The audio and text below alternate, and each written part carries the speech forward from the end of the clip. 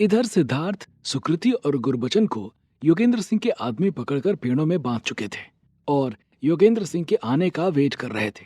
तो दूसरी तरफ युवराज परमदेव को अपना उत्तराधिकारी घोषित करने के बाद पारद को ढूंढने जा रहे युवराज रुद्रदेव के कमरे में युवराज परमदेव की मां महारानी अवंतिका पहुंच चुकी थी और वो युवराज रुद्रदेव से युवराज परमदेव को हटाने की गुजारिश कर रही थी। युवराज रुद्रदेव ने जब उनकी बात सुनी तो अपने बड़े भाई युवराज परमदेव को अपने उत्तराधिकारी के पद से हटाने का निर्णय ले लिया था।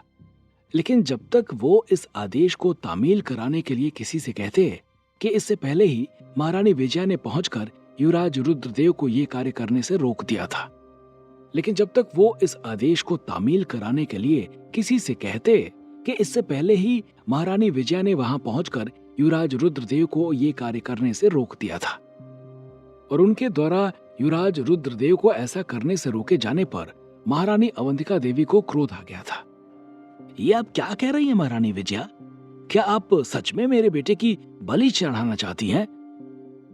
महारानी अवंतिका देवी ने महारानी विजया से कहा, वो कहते हैं ना कि डूबते हुए जहाज का कैप्टन कोई नहीं बनना चाहता, और अगर जब ये बात पूर्णतया पता हो कि ये जहाज डूबेगा और उसके साथ कैप्टन की जान लेकर भी जाएगा, तो फिर कौन कैप्टन बनकर अपना जीवन दांव पर लगाए? यही बात इंद्रनगर के साथ सटीक बैठ रही थी। ये वही महारानी अवंतिका थी जिनके बेटे को महाराज चंद्रमौली की मौत के बाद राजा बनाए जाने से रोक दिए जाने पर इनका चेहरा उतर गया था।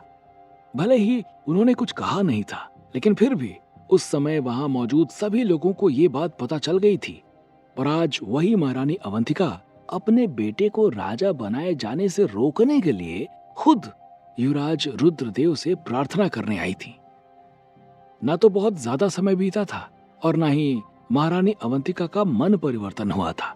बस तब के समय और आज के समय में फर्क बस इतना था कि तब राज्य का ऊर्जा स्रोत पारद मौजूद था और इंद्रनगर अपनी उन्नति के शिखर पर था।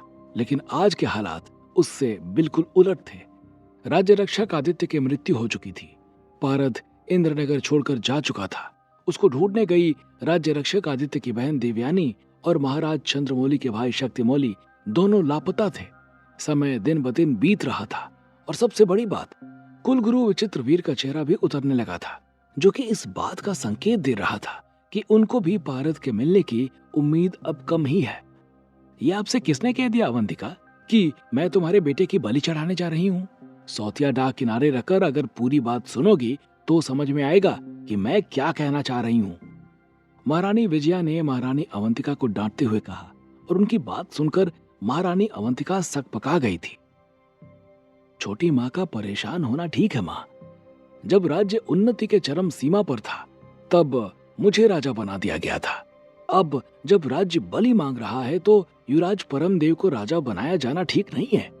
मैंने ये पहले नहीं सोचा था, लेकिन अब मुझे लग रहा है कि मुझे खुद पारद को ढूंढने नहीं जाना चाहिए, बल्कि यहीं रुककर राज्य रक्षक के आने की प्रतीक्षा करनी चाहिए। युवराज रुद्रदेव ने अपनी मां महारानी विजया देवी की ओर देखते हुए कहा। उन्हें लग रहा था कि शायद उनकी मां भी बेटे के प्रेम में पड़ गई हैं। न आप युवराज परमदेव के उत्तराधिकारी पद को निरस्त करेंगे और ना ही आप अपना पारद को ढूंढने जाने का कार्यक्रम निरस्त करेंगे। आपने जनता के सामने वचन दे दिया है और अगर आप अपने वचन से पीछे हटे तो ये आपकी जुबान के साथ साथ हमारे परिवार का भी अपमान होगा। महारानी विजया ने युवराज रुद्रदेव की ओर देखते हुए कहा। महारानी विजया की बात पूरी होते ही महारानी अवंतिका का चेहरा गुस्से से लाल हो गया था। वो समझ गई थी कि महारानी विजया देवी राज परिवार के वचन और परंपरा के नाम पर अपने बेटे को बचाकर उनके बेटे की बलि चढ़ाना चाहती है, क्योंकि ये साफ था कि अगर पारद इंद्रनगर वापस नहीं आता है तो उसके बाद या तो राज्य बर्बाद होगा या फिर नया ऊर्जा स्रोत पाने के लिए गद्दी पर बैठे हुए इंसान को कुंड समाधि देनी पड़ेगी। मुझसे सौतिया डाक किनारे रखकर सोचने को कहने वाली महारानी विजया कैसे राज परिवार की परंपरा के नाम पर अपने बेटे को बचाकर मेरे बेटे की बलि चढ़ाना चाहती है, ये साफ साफ दिखाई दे रहा है। महारानी अवंतिका देवी ने गुस्से में जल्दी जल्दी बोलते हुए कहा। महारानी अवंतिका देवी की बात सुनने के बाद इससे पहले कि महारानी विजया देवी कोई जवाब देती कि युवराज परमदेव वहां पर आ गए थे। ये आपकी गलतफहमी है माँ। बड़ी माँ परिवार के परंपरा के साथ साथ मुझे भी बचाने का प्रयास कर रही हैं। युवराज परमदेव ने कहा और फिर उसके बाद उन तीनों की ओर बढ़ चले थे। उनके साथ उनके खेमे का मंत्री दामोदर भी था। ये तुम क्या कह रहे हो पुत्र? महारानी अवंतिका देवी ने सवाल किया। मैं सही कह रहा हूं मां। महारानी विजया देवी ने कुलगुरु विचित्रवीर से मणि अस्त्र देने को कहा था और कुलगुरु विचित्रवीर मणि अस्त्र लेकर राजमहल में आ चुके हैं। युवराज परमदेव ने महारानी अवंतिका को जवाब दिया। युवराज परमदेव का जवाब सुनकर महारानी अवंतिका का चेहरा शर्म से झुक गया था।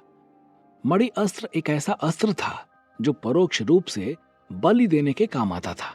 इसका मतलब यह था कि अगर युवराज रुद्रदेव पारद को ढूंढने के लिए इंद्रनगर से बाहर भी चले जाते और वो तय समय में पारद ढूंढने में असफल रहते तो ऊर्जा स्रोत पाने के लिए युवराज परमदेव को अपनी बलि देने की जरूरत नहीं थी, बल्कि मणि अस्त्र की मदद से कुलगुरु विचित्रवीर कभी भी युवराज रुद्रदेव की आत्मा को खींच सकते थे और उसे लाकर राजकुंड में डाल सकते थे, जिससे राज्य को नया ऊर्जा स्रोत मिल सकता था। मणि अस्त्र के बारे में जानकर महारानी अवंतिका ने महारानी विजया के पांव पकड़ लिए थे, क्योंकि जो मां अपने राज्य और अपनी सौतन के बेटे को बचाने के लिए अपने पुत्र की बलि देने को तैयार थी, उसके जितनी बड़ी महान आत्मा और कोई हो ही नहीं सकती थी। वो चाहती तो राज्य के परंपरा का हवाला देकर अपने बेटे को बचा सकती थी, लेकिन फिर भी उन्होंने न्याय का रास्ता चुना था। युवराज रुद्रदेव को भी अपने मां के इस फैसले पर बहुत गर्व हो रहा था। कुलगुरु के आने की सूचना पाकर युवराज रुद्रदेव समेत सभी लोग राज सभागार की ओर चल चुके थे। इधर कुलगुरु मणि अस्त्र को लेकर राजमहल पहुंच चुके थे और दूसरी तरफ पृथ्वी पर सिद्धार्थ के पकड़े जाने की सूचना पाकर होम मिनिस्टर योगेंद्र सिंह भी प्रीतपुरा गांव के पास पहुंच चुका था, जहां पर बल्ली ने सिद्धार्थ, सुकृति और गुरबचन को बांध रखा था। उसके साथ 3 गाड़ियां और थीं और उसके साथ में वो मॉडिफाई की गई एम्बुलेंस भी थी, जिसमें उसके बेटे आरंभ सिंह की डेड बॉडी रखी हुई थी और आरती सिंह उसी एम्बुलेंस के अंदर बैठी हुई थी। योगेंद्र सिंह गाड़ी से उतरने के बाद सीधा गुरबचन के पास पहुंच गया था। बल्ली ने गुरबचन को बहुत ज्यादा मारा था, जिसकी वजह से उसके मुंह से खून निकल रहा था। शायद उसकी गुरबचन से ज्यादा बनती नहीं थी, इसलिए उसने अपनी भड़ास निकाली थी।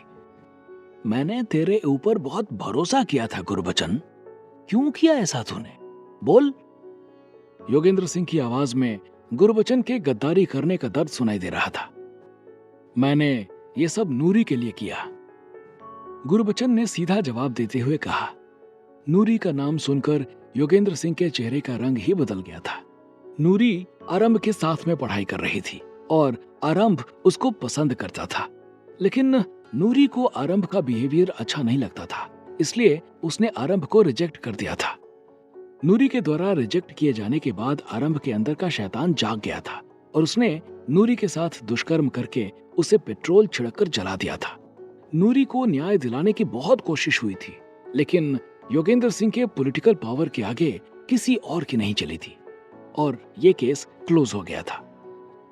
नूरी से तेरा क्या रिश्ता था? योगेंद्र सिंह ने कांपते हुए कहा।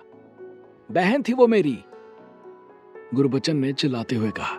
उसकी बात सुनने के बाद सिद्धार्थ को भी बहुत जोर का झटका लग गया था। उसे लगा था कि गुरबचन उसकी मदद सिर्फ बीरेन के बेटे आदित्य से दोस्ती की वजह से कर रहा है, लेकिन इसके पीछे का राज तो कुछ और था। गुरबचन और आदित्य दोस्त तो थे, लेकिन इतने खास नहीं थे कि सिद्धार्थ से मिलने की वजह से वो स्टेट के होम मिनिस्टर से दुश्मनी मोल ले।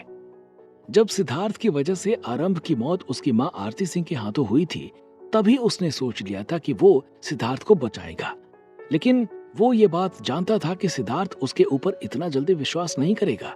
लेकिन ये गुरबचन की किस्मत थी या फिर सिद्धार्थ के बचने का रास्ता खुला था कि गुरबचन और बीरेन एक दूसरे के जान पहचान के लिए निकल गए थे। तो ये तूने अपने बहन के लिए किया, लेकिन तू उसे तब भी तो मार सकता था जब तुम उसे जंगल से उठाकर लाए थे। फिर तुमने उसे आज तक जिंदा क्यों छोड़ रखा था? योगेंद्र ने गुरबचन से सवाल किया। योगेंद्र की बात सुनकर गुरबचन के चेहरे पर हंसी फैल गई थी और वो हंसते हुए बोला, तुझे क्या लगता है कि तेरा बेटा सिर्फ सिद्धार्थ के मारने के बाद कोमा में पहुंचा है? इतना कहकर गुरबचन ने हंसना शुरू कर दिया था। गुरबचन को हंसता देखकर योगेंद्र के चेहरे की हवाइयां उड़ गई थी। हंसते हंसते गुरबचन की आंखों के सामने उस दिन का दृश्य तैर गया था जब सिद्धार्थ ने आरंभ को जंगल में मारा था। सिद्धार्थ ने जब आरंभ को मारना शुरू किया था तब गुरबचन वहीं मौजूद था। वो आरंभ को बचाने के लिए आगे बढ़ने जा रहा था कि नूरी की जली हुई बॉडी को याद करके उसके कदम रुक गए थे।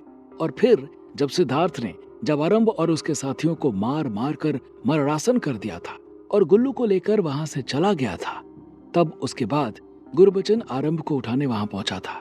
उसके बाद जब उसे आरंभ की सांसें चलती सुनाई दी तो कार में लिटाने के बाद उसने लोहे की पाइप से उसके सिर पर मार दिया था। उसे लगा था कि आरंभ मर गया है, लेकिन आरंभ जिंदा था और कोमा में चला गया था। चूंकि योगेंद्र सिंह के आदमियों ने आरंभ को सिद्धार्थ के हाथों मार खाते देखा था, इसलिए किसी ने गुरबचन के ऊपर शक ही नहीं किया था। गुरबचन के मुंह से अपने बेटे के कोमा में जाने की असली कहानी सुनकर योगेंद्र सिंह का खून खौल गया था। उसे अभी तक ये लग रहा था कि उसके बेटे के इस हालत का जिम्मेदार सिद्धार्थ है, लेकिन यहाँ कहानी तो कुछ और ही थी। गलत किया, पहले मेरे बेटे को मारा, उसके बाद इसकी मदद की। बहुत गलत किया तुमने गुरबचन। इतना कहते हुए योगेंद्र सिंह वहां से उठा और अपनी कार की ओर बढ़ चला था। उसने कार का गेट खोलकर वहां रखा हुआ लोहे का पाइप निकाला और खुद लेकर उसे गुरबचन की ओर बढ़ चला था। आप क्यों अपने हाथ गंदे कर रहे हैं सर? ये कहते हुए बली ने उसके हाथ से लोहे की पाइप लेने की कोशिश की, लेकिन योगेंद्र ने उसे धक्का दे दिया था और खुद वो पाइप लेकर गुरबचन के सामने खड़ा हो गया था। गुरबचन के सामने मौत खड़ी हुई थी, लेकिन उसकी आंखों में इस बात का जरा सा भी भय नहीं दिखाई दे रहा था। तुम मरोगे, इतना कहकर जैसे ही योगेंद्र ने वो पाइप गुरबचन के कनपटी पर मारना चाहा कि तभी वहां की जमीन हिलने लगी थी। ऐसा लग रहा था कि जैसे भूकंप आ गया हो। योगेंद्र डर के मारे पीछे हट गया था और जब सबने सिद्धार्थ की ओर देखा तो वहां का नजारा देखकर सबके होश उड़ गए थे। उनको अपनी आंखों पर विश्वास नहीं हो रहा था। आखिर ऐसा क्या कर दिया था सिद्धार्थ ने जिसे देखकर सब हो गए थे हैरान? क्या उसने गुरबचन को बचाने के लिए सबके सामने कर दिया है अपनी शक्तियों का एक्सपोज? क्या होंगे इन सभी सवालों के जवाब? हमें कमेंट करके जरूर बताएं और आगे की कहानी जानने के लिए सुनते रहिए भूमिपुत्र सिर्फ पॉकेट एफएम पर।